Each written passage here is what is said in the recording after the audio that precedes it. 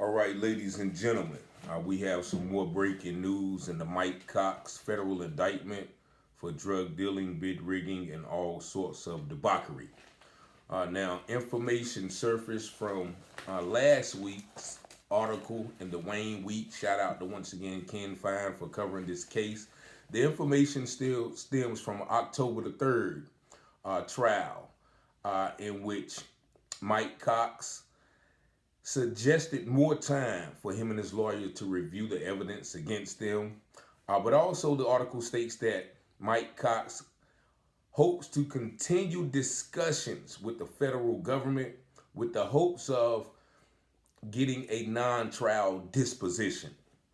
And so what that means is Mike Cox is hoping for a plea arrangement in order to avoid going to trial. That leads me to believe that he may be interested in cooperating with the government.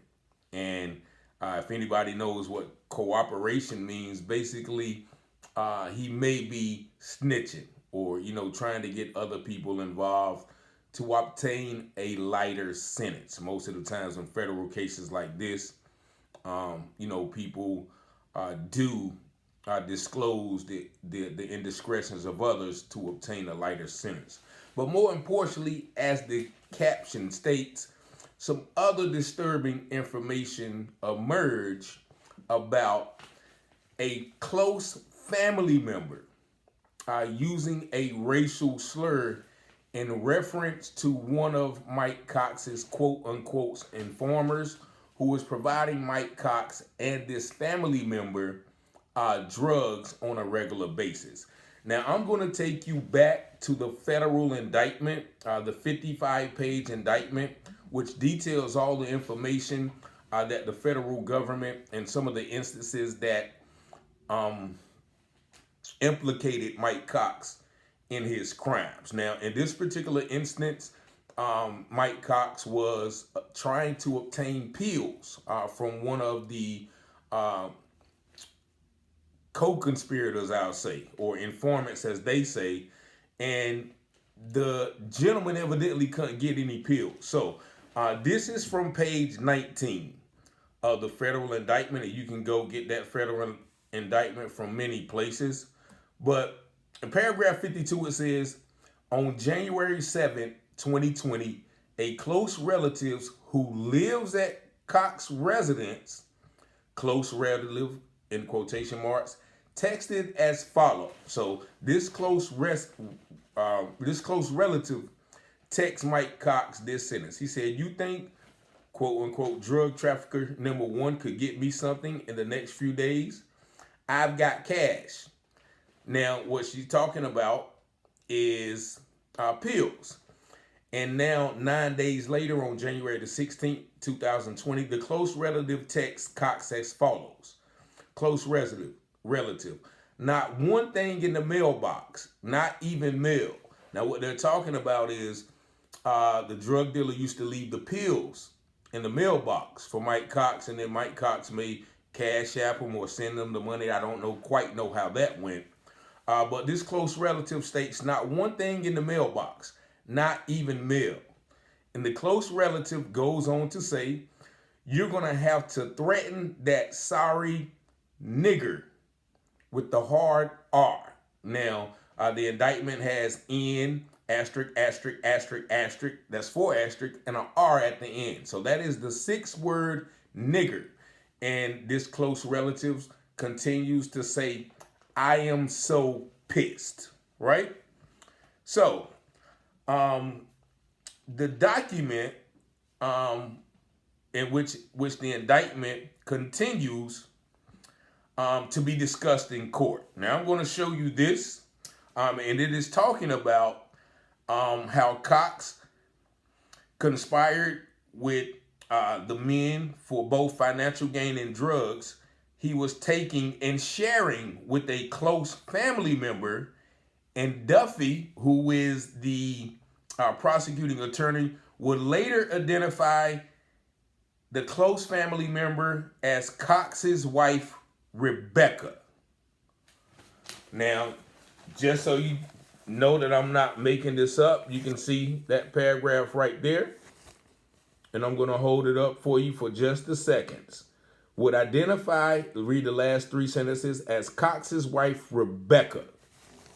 So, apparently, Cox and his wife were involved in drug uses, but most disturbing is the racial slur that Cox's wife referred to this young gentleman as. Now, before in the indictment, one of the drug traffickers referred to Cox as my nigga for life. Now, that's nigga, Nigga.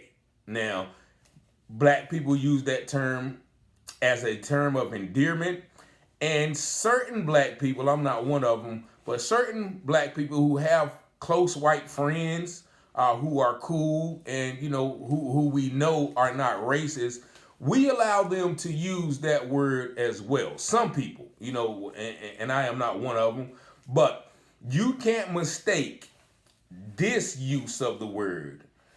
And actually, let me show it to you. So hopefully y'all can see this. I'm gonna tip my screen a little bit. I think that is, when is this? Yeah, you're gonna have to threaten this sorry nigger. Now that is from the federal indictment that did not identify the person who stated that in the indictment. But once again, in this article, it shows that close relative was none other than Rebekah Cox, Mike Cox's wife. So, how much of a friend was Cox to these gentlemen? Was he just using them in his quest for drugs, guns, money, and pills? And it's evident that, you know, his wife didn't think too highly of these men by stating, you're going to have to threaten that sorry nigger. And that just, you know, that just lets me know, you know, some of the things. Now, this is a law enforcement officer's wife talking like that. So this is probably not the first time that she said that. And the most telling thing about this is she's talking like this when nobody's around. So, you know, probably her and Mike Cox, and maybe even her family, who were mentioned in earlier articles, who were advocating for the release of Mike Cox. And they were advocating, saying that he was, you know, a good man, he was a good Christian, and he wouldn't be a threat to society, in which, you know, of course, the judge denied, because once again, Mike Cox actually used one of the drug dealers to threaten the 17-year-old ex-boyfriend of his daughter. And so that just goes to show you, you know, the real personality of these individuals. And the article goes on to state, of course, we covered this as well, about how Mike Cox was involved, you know, with potential wife swapping, soliciting prostitutes, and also sending inappropriate pictures of his genitalia to one of the drug dealer's girlfriend after he got arrested. Now, the article goes on to say that, you know, Cox was seen as a mentor figure with some of his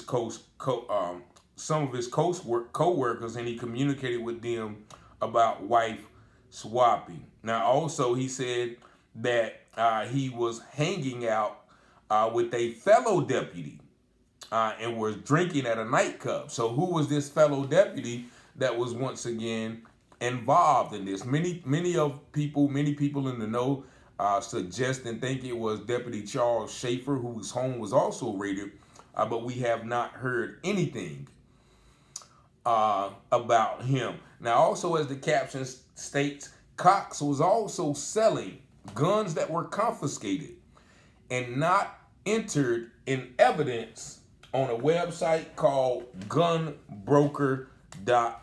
Now, once again, I am not making this up, so I definitely want to show you this from the article. written by Ken Fine, who's been covering this case.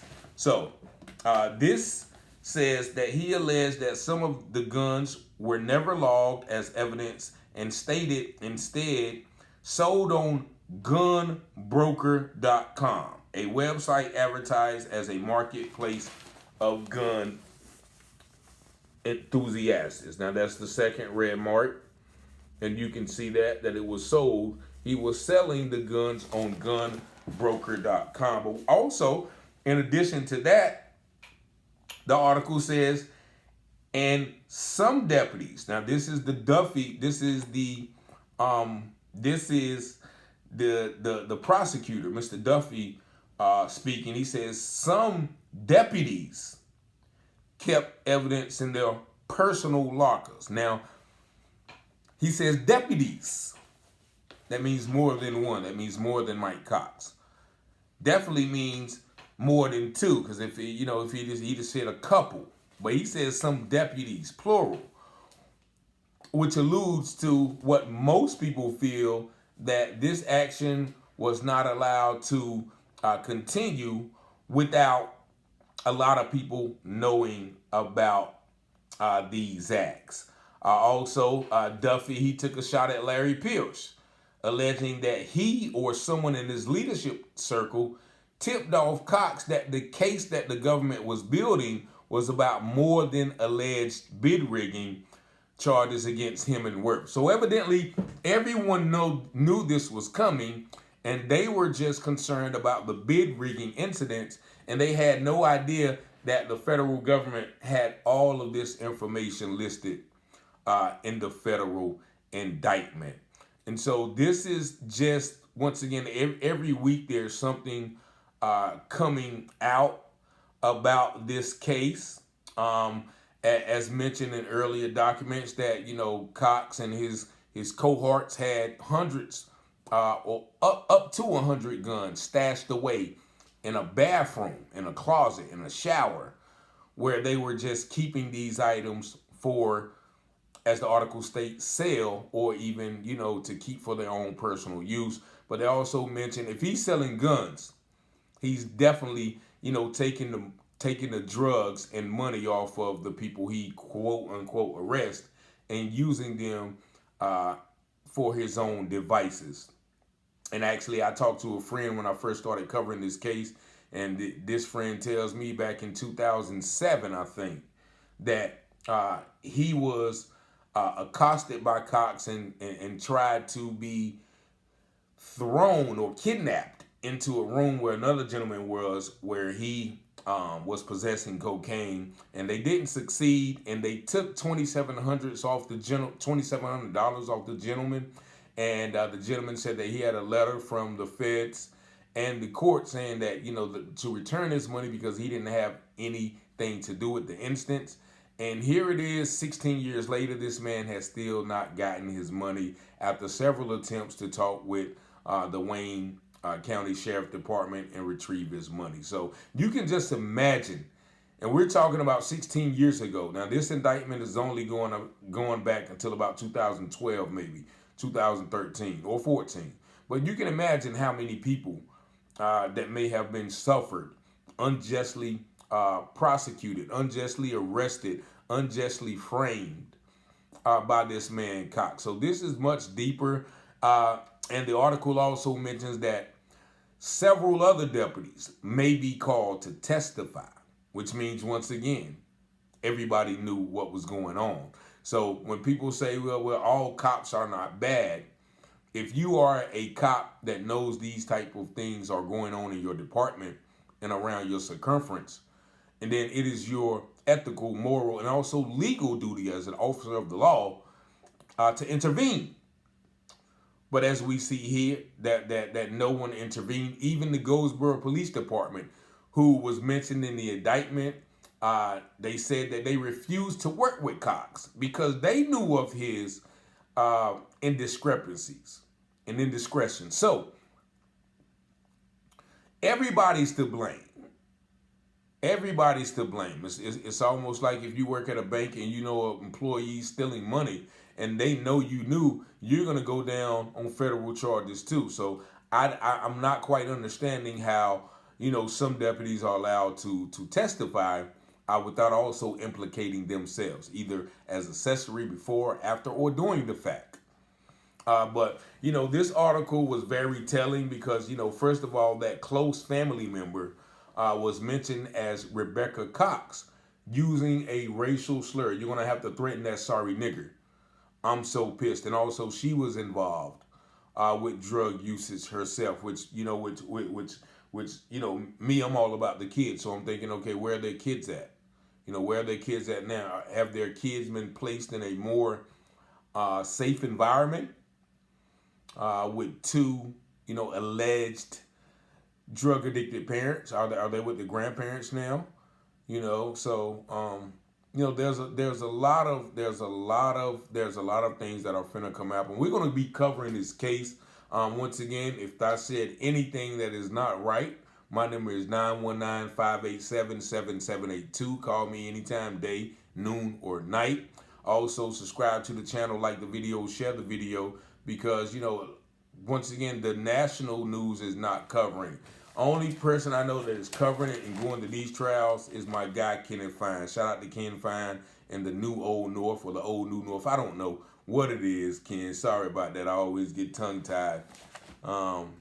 But yeah, man, you're doing a wonderful job getting this information out, and you're making my job easier. So don't credit me, credit Ken Fine for bringing all this information to light. But there you have it. Rebekah Cox showing blatant racism towards the black drug, quote unquote, drug traffickers, and actually I need to do a follow-up video on those two gentlemen, because when I first released the information, they were listed as informants, but in my opinion, these guys were essential into gathering and compiling this information to bring these things to light. So, I apologize if I somehow painted those guys in a negative light, but it is my understanding that they were the masterminds behind getting Cox involved in these things and saving enough evidence to be able to, alert the federal authorities to what was going on. And I hope those guys get out. I hope those guys, be able to gain some reprieve from their current sentence or possible sentence, because as we see here that this is a case of what they call entrapment, or coercion, or even intimidation by Cox, because actually one of the gentlemen refused to work with Cox initially, but then after constant harassment, he succumbed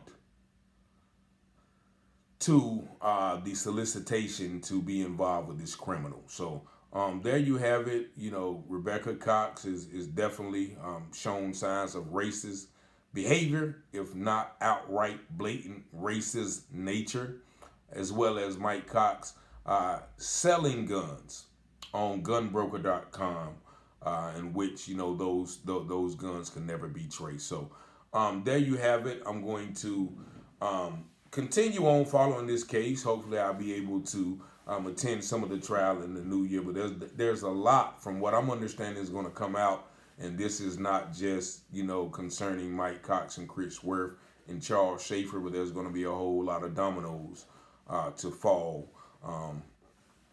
as a result of this investigation. So peace and blessings. I'm out.